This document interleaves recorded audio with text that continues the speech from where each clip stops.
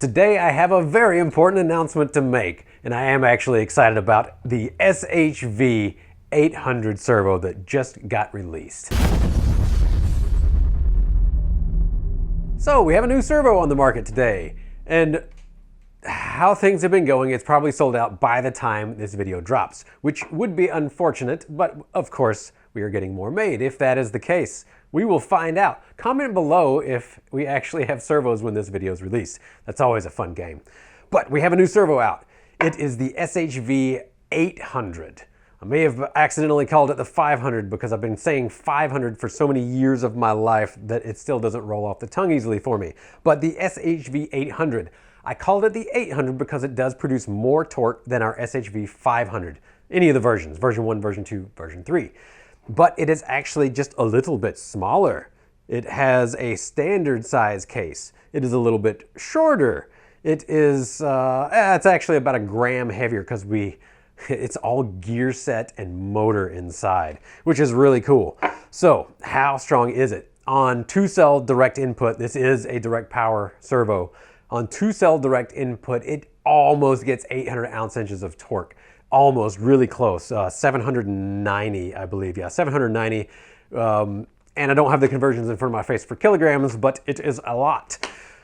It is more efficient as well. At only 5.1 amps at 15 volts, it will pull 1,290 ounce-inches of torque. It is an amazing little servo, but it also has efficiency increases from all of our previous attempts, and at least from my understanding right now, also all of the other direct power servos that are currently available, it produces more torque with less amp draw, that's a win-win in my book.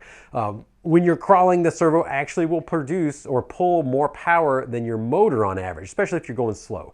If you're trailing, if you're doing normal crawling and not rock racing around and trying to bump over objects constantly, the average amp draw of the servo is more than your motor. So increases to the efficiency of the servo will actually get you more runtime increase than going to a more efficient motor or a slower motor is what most people just do if they want more runtime.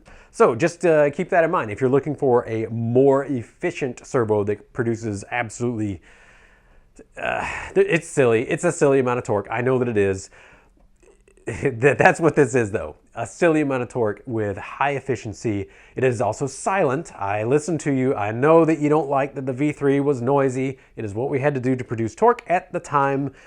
So I listened. We upgraded our MOSFETs so that we could switch them in an inaudible frequency, and it is a completely silent servo except for the gear noise, which I'll show you here in a minute. What other upgrades did we do? We increased the gear strength as well. So instead of having a double stack in the middle, that middle pin has always been the sticking point. We went to a 2mm middle pin on this design to help with the breakage, and it did. We hardly have any pin set failures or gear set failures on the version 3 here. And what we did is we kept that 2mm pin, but we got rid of the double stack gears and went with a different gear layout. So it's even stronger. It has a 2mm primary pin, and then it steps down to 1.8 and then 1.6 and then 1.6 for the final pin. And we haven't been unable to break these things. It's a nice upgrade, I'll say. As far as a new release is concerned, I always want to make upgrades. It doesn't make sense to me to use the same gear sets if there's breakage problems. Even though that backwards compatibility is only having one gear set on the shelf, it's really tempting to do that. It just doesn't make sense to me. If we have some breakages, and we had breakages with the version 1, so we went to a version 2 with a bigger pin set. We still had some breakages. It wasn't many. It was, it was a fraction of a percent almost at that point. So we went to an even bigger pin set for the version 3 and have had practically no breakages, and we kept that, of course, for this SHV800. I like to go in the better direction. So let's take a look at the performance on this, just on the shelf today. But it is a little bit slower than the old V3, which was way too fast for a crawler. You've been telling me that. Maybe I don't agree with you, but so fast that we were able to par it down some. All right, here we go. So there's our full tilt back and forth. This also does have 120-degree range, so you will need to set your endpoints with it. But fast enough that you can wiggle, you can jiggle, you can get yourself off of a rock sideways if you need to. And as you can hear, let's put some pressure on it and I'll get you right up to the mic. Do you hear the servo? You probably only hear the linkages. Now you can probably hear the gear set though. Let's listen. Yeah, so I mean, there's a little bit of noise, but it is no longer that the old servo. If you got one, you know what I'm talking about. Yeah. Kind of pleased with this one. Just to let you know, this worked out. So, do you have any questions about it? I would like to know, do you have any questions? And also, where's Terrell? He's around here somewhere and I can't find him. So let me know in the comments, and the first person that gets it right, I will do my best. No promises, but I'll do my best to read your comment. So give me something funny. Back to the servos here.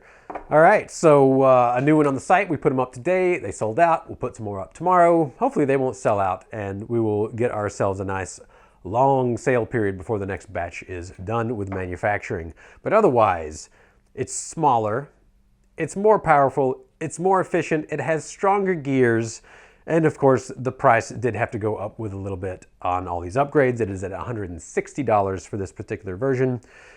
Usually I don't talk about prices on the web because they are subject to change, and you should just visit holmeshobbies.com to figure out what the price is of today, but as of the release, that's what they are. Hopefully we won't see any more materials cost increases. This pandemic kind of screwed everybody over for materials costs, but we have already factored that in, so hopefully we won't have to do that anymore. If you do have any more questions, post them down below. I will do my best to get to them. And as always, thank you for tuning in. Have a good day.